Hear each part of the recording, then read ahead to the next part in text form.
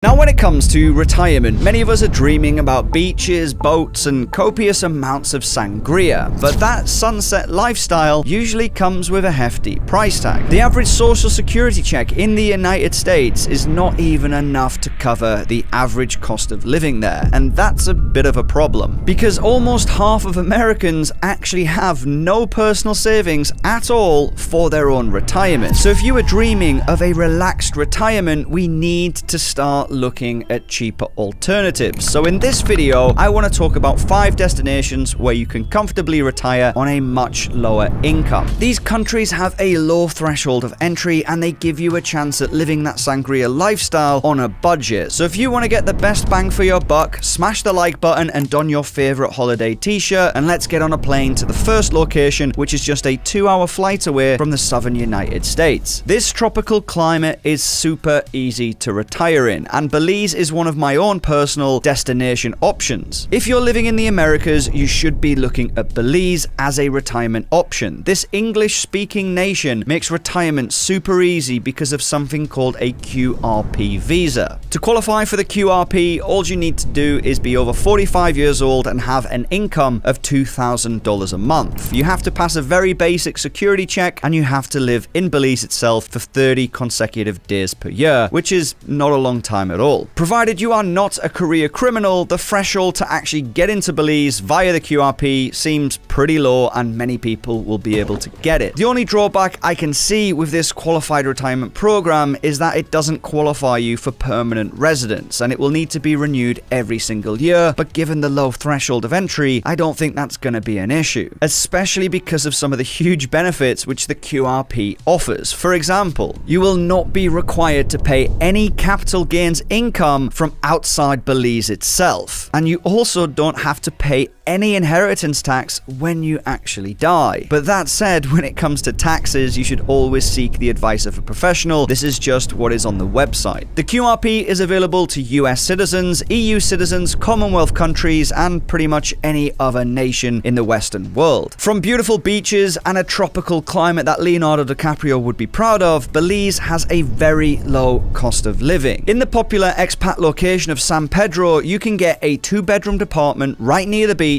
for about $1,200 to $1,500 US a month. All in, a couple moving to Belize can expect to live a relatively comfortable lifestyle in a vibrant expat community for about $3,000 a month. So if you and your partner have the average US social security, you can live quite comfortably, soaking in tax advantages while you sip on sangria on a tropical beach. What is not to love, especially if you're from the United States? If you're from the United States, Belize could be a no-brainer option given how close it is to your home nation. But before you pack your swimsuit, let's talk about the next destination, which made John Travolta get all sandy. With an extremely rich history and some drop-dead gorgeous beaches, Greece is a nation that I am personally considering. To get a visa in Greece, you really have 2 big options. The first one is a standard resident permit, which you need to have a valid passport, medical coverage, and about €2,000 a month of income. After that, you can pretty much qualify for residence. It's a relatively straightforward process. But Greece also offers something called a golden visa, which, if you're looking at things more long-term, could be a much better option. If you simply purchase a property for €250,000, you can get a 5-year residency, which can be renewed indefinitely if you keep that property. And this is also qualifying you for permanent citizenship if you're willing to learn the language of Hercules. An expat can live relatively comfortable here for less than $2,000 a month, and if you're looking to rent an apartment in a semi-built up area, you can find things as low as $230 a month to around $600 a month. But if you want a bigger, more high-end apartment in a major location, it's still only going to cost you $500 to $1,200 a month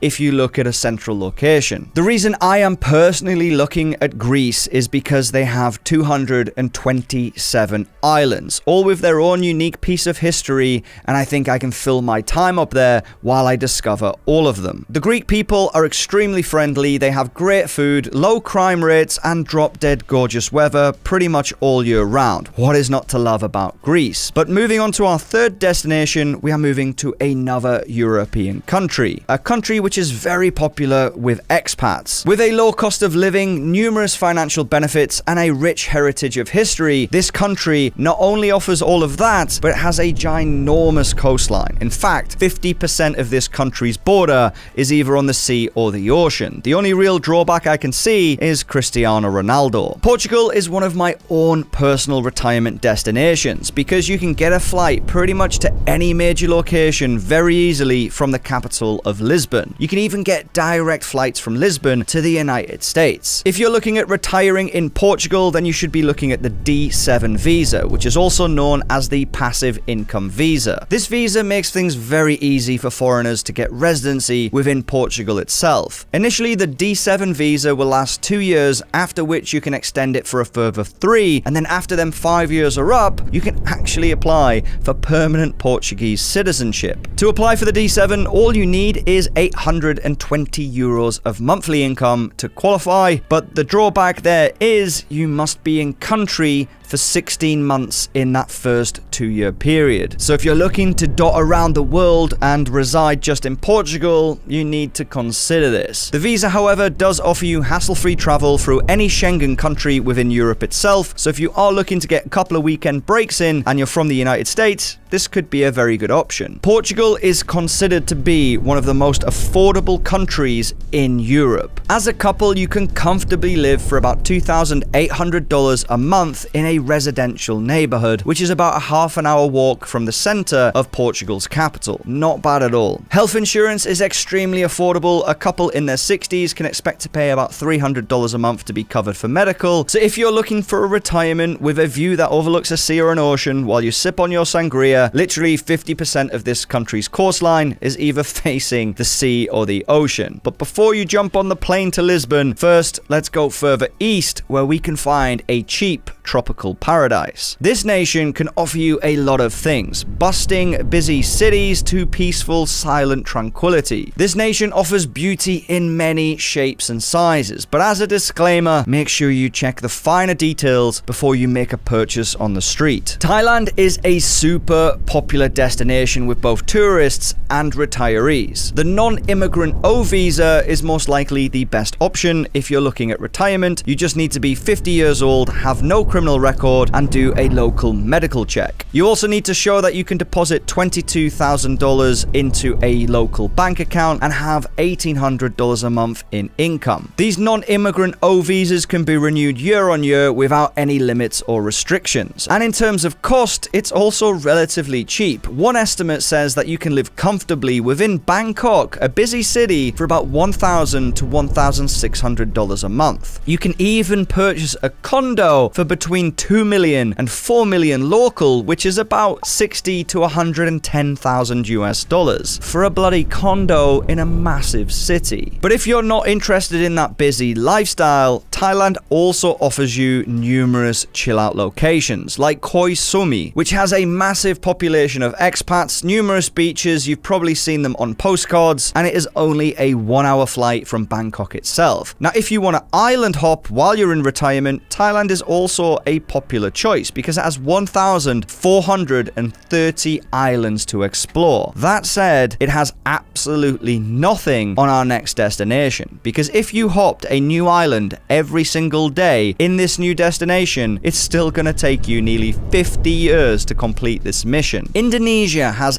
18,000 islands within its territory, 6,000 of which are actually inhabited. The visa requirements for Indonesia are you have to be 55 years old and prove that you have an income of $1,500 a month. You must also provide that you have a rental or a housing agreement that is lasting for at least 1 year. You need local Indonesian health insurance, and a unique thing which a lot of visas don't have is you need to hire a local. Now, this could be a driver, it could be a cleaner or simply a domestic helper, and the minimum salary in Thailand is about $310 a month. But again, this isn't a throwaway money. I mean, you could have a personal driver for this little amount. After you've built up a friendship with your new personal driver or cleaner, your visa will run out after 1 year, but you can renew it year on year, and after 5 years, you can turn it into a permanent visa, which will then last 5 years and again can be renewed indefinitely. Now, I saved the best to last, and this is a destination I didn't expect to put on this list when I started the research, but it's actually becoming one of my own personal recommendations. This place has a huge expat population and one of the most generous retirement programs I've ever seen. If you are in Europe, I guarantee you this place is not even on your radar, but trust me, it should be. Panama offers not only one of the most simplest visas to apply for, but some of the best perks I have ever seen. For example, you can get tax exemptions for 25% on your utility bills. You can get 50% discount on hotel reservations and another 50% discount on just going to the movies. I'm not joking, folks. These are a list of the perks you get with the pensionada visa, and it all depends on your age. And the reason I say it depends on your age is because you can apply for this visa from the age of 18. So if you've just made bank being a Bitcoin bro, you can retire at 19 years old in Panama, and it's one of the only valid options for you to officially claim retirement. But if you want to get 15% of your dental as a perk, you're gonna have to wait, Bitcoin bro, to a sensible retirement age. Now, other than the 18 age limit, you also need to prove that you have a monthly income of $1,000. You need to have a clean police record and a health certificate from a local doctor within Panama itself. But of course, I can hear you itching. What are the costs to live in Panama? Well, if you want to live a semi-metropolitan lifestyle in Panama City, which has a population of just 2 million people, a couple can comfortably live there for about $3,000 a month. But if you want a more laid-back golf retirement lifestyle, then Colorado has a bustling expat community, and it looks like the retirement community we've seen in every 80s movie. Now, I do want you to remember that when it comes to retirement, picking the perfect place to retire will vastly depend on how much money you can actually accumulate for retirement. So I compiled a list of how much money you should have saved by your actual age.